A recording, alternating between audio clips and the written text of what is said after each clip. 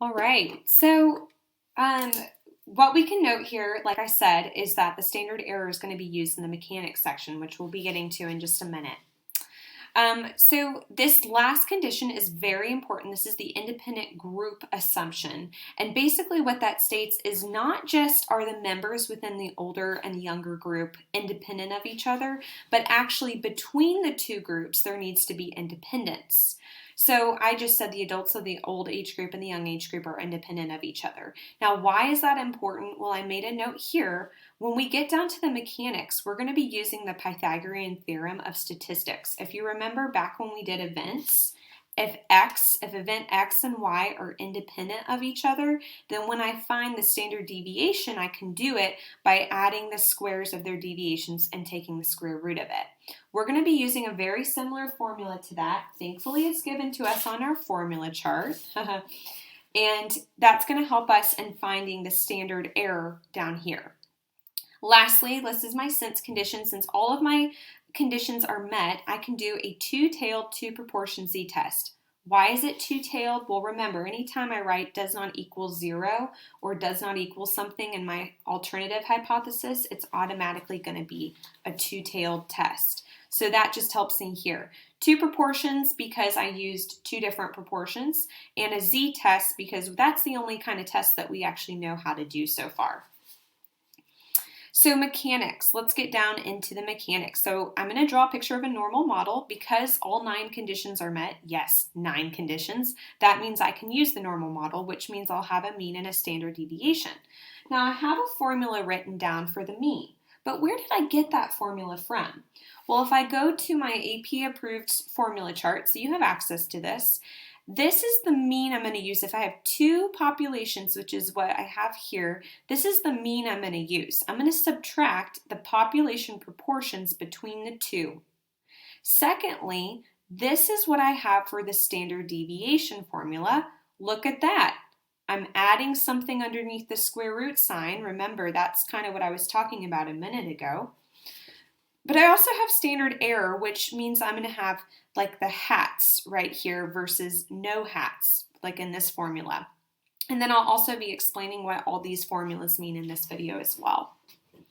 So I just copied that down that was on my formula chart, but I changed it to, instead of 1 and 2, I'm using O and Y because that's what I used for the subscripts of my problem. Now, what is PO minus PY? Well, remember, we're assuming that there's no difference between them. Remember, that's what we had up here in our null hypothesis. So I'm going to go ahead and say that PO minus PY is 0, okay? That was my null hypothesis, which means the mean that comes in the middle of this is just 0. And so what I'm going to do now is use the formulas to help me find the standard deviation, okay? So I'm going to go ahead and copy that down. So here I have the standard deviation. Oh, wait, can I find the standard deviation? Well, I could find, I'm going to just write it down so that you guys have it. The standard deviation is going to be sigma of P hat O minus PY equals the square root of P1 minus 1P1 over, these are all O's for our problem, over NO plus PY times 1 minus PY over NY, okay? Now, remember what I mentioned up here? We only have the hat. We only have PO hat. We don't have just normal PO for this problem. So I can't use this formula, which means I'm going to be using for this problem, I want to use the standard error formula that's given to me on my formula chart. And that's going to be a little s. So I'm going to have little s PO hat minus PY hat equals, it looks very similar, okay? In fact, it's the exact same formula, except now I'm going to add hats to everything. So I'm going to have PO 1 minus PO hat over NO PY hat So that's just the failures times the successes over NY, okay? And this is only, I'm using standard error, so if I want, I could make a note that this is standard error. And the reason I'm using standard error for this problem is only because I don't have the population proportions. So this is standard error, and we're going to find standard error instead of our standard deviation. Okay, so that's what I want to use. Now, here's the deal, okay? And this is where I'm going to go into a little bit of an explanation of theory here, okay? So, how do I find these numbers for what I'm doing, okay?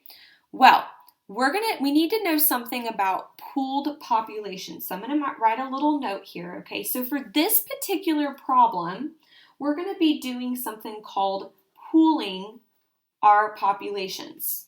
Now, the reason we're pooling our populations is because we're assuming that the old people and the young people are actually taken from the same slice. It says here, one of the questions asked about snoring, 995 respondents, 37 adults reported that they snored. So they split it between the old and the young, but they actually come from the same group. And because they come from the same group, we're going to do a pool of populations, okay? Now, if I'm looking at my formula chart, basically what that means is that we're going to be assuming something, and that is we're assuming that between the two populations, the rate of people that snore is equal to each other. And if that's the case, then I need to go ahead and use this formula where I'm going to be using this right here to help me. Now, what does this formula mean? Okay, so now I'm going to go into what it means to pool, okay? So pooling basically, in a nutshell, means that, here's the definition for it. I'm going to read it for you guys. Whenever we have data from different sources or different groups, but we believe that they really came from the same underlying population, we pool them to get better estimates, okay? And so what that means is I'm going to pool if P1 equals, or PO equals PY is assumed. In our problem it is. So my pooled is going to be P hat.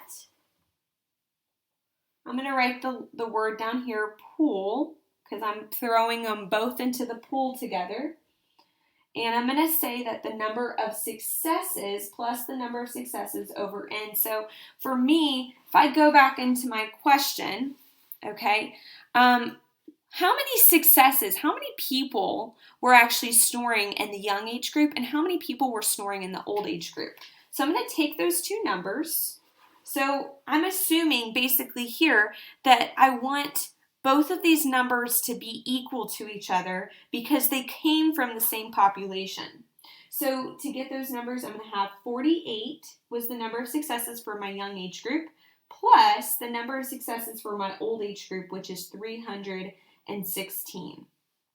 And I'm going to divide that by the number that was in each group. So the number of people that were in the young age group was a sample size of 184, plus the 811, which was the sample size of the older age group. So if you want, you could actually write down kind of what that formula is, and I'll go ahead and give you that formula because it's on the formula chart. So it's just basically X.